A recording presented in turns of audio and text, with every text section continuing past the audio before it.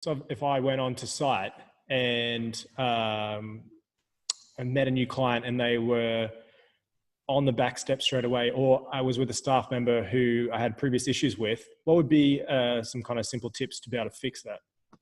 Well, the first thing would be to actually think about the thing that separated you in the first place, the thing that's given that rift, and then go, well, how do I actually take care of this? So if it was, you realise it was in miscommunication, yep, you can go back in and say, look, last time I was speaking to you, we had a disconnection, but I realised, and especially when you can read their facial features, say, I know that you like to think this way, but I wasn't thinking that way because it's the way I like to talk. Yep. And this is how I transfer and process information. You know, can we go over that again? Yep. And you go back to it, because you've shown that anybody who puts their hand up and says, look, I made a mistake, most people will stop and listen and go, great, well, tell us more. Yeah. But if you go in and think, okay, well, I'll ignore that, virtually what you're doing is just saying to all, what happened before wasn't important. Therefore, what they felt and everything else wasn't important. Yeah. That's going to put them off.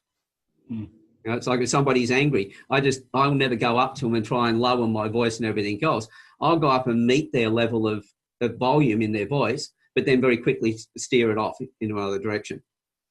By going, you know, how many times have you been angry and somebody's come up and go, it's okay, don't worry about it. You do that often enough, you want to punch them.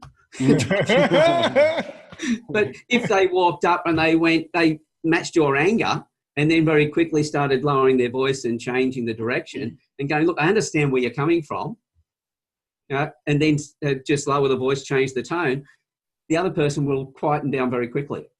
Yep.